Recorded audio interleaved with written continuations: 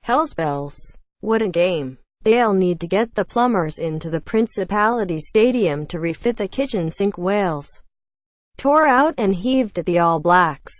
They came at them with everything they had.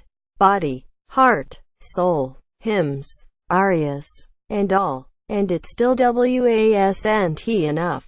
They made more mistakes than you can get away with against a team as sharp as this New Zealand side. Even at the end of a long, grueling year of Test rugby. But the 33-18 scoreline, stretched wide by the brilliant finishing of the two wings, Rico Wayne and Waisake Naholo, was a sorry reward for a Wales team who had done so much so well. England started well and then thought it would be easy, says Eddie Jones. Read more. At the end of it all, they had lost to New Zealand again, their 30th straight defeat, in a series that is beginning to feel something like a curse. Way back when, Wales actually won 3 of the first 4 matches between the teams. The first, their controversial victory in 1905, still a sore subject for some of the more belligerent New Zealanders, since it was the only match that famous All Black side lost all tour. And nobody really knows whether the referee was right to disallow a try that would have won them the game. Bob Deans, the man denied, always said he had been dragged back from across the try line. If the Welsh did get the rub that day, they have seldom get it since. They have lost every game the teams have played since 1953. So long ago, only one of the Wales players from that match is still alive. The prop Courtney Meredith, and he's 91. Since then, New Zealand have beaten them every which way, from 3 back-to-back 40-point thrashings in the late 80s, to 2 squeaky single-point victories in 1978 and 2004. It's one of the longest losing streaks in the sport. Even Scotland and Argentina, who have never beaten the All Blacks, both managed to draw in among all the defeats. That is a lot punishment, and it shows in the scars. Alan Wynne-Jones has lost 11 tests for Wales against the All Blacks now. The hope was that this game would be different.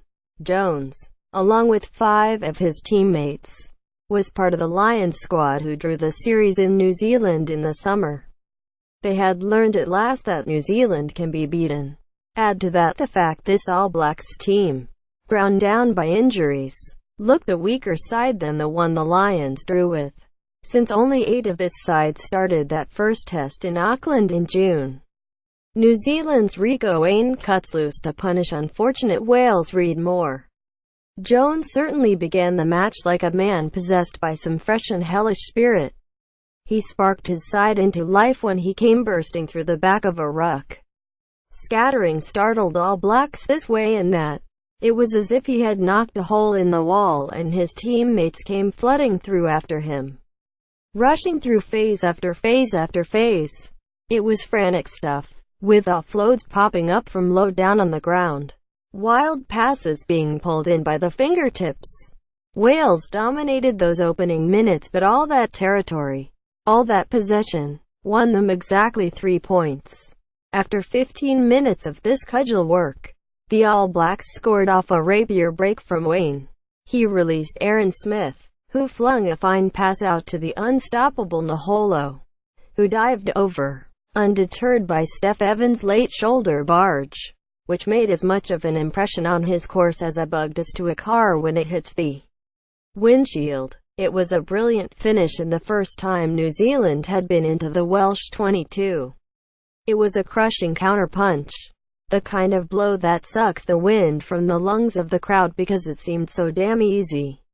Owain and Naholo, so swift, so strong, so sure-footed, are the kind of players who can grow fat on scraps. The All Blacks made so much out of so little.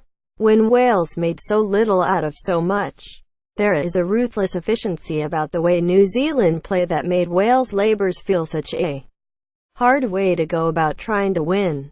And when Naholo scored again, late in the half, it felt like the killing blow, as if they had been toying with Wales as a matador does with a bull. And now they had finally decided to stick in the sword. Welsh spirits, though, were not so easily extinguished. Scott Williams scored a rejoinder after some impressive knit and purl work on a series of intricate looping runs and passes. So Wales made New Zealand work all the way to the final whistle.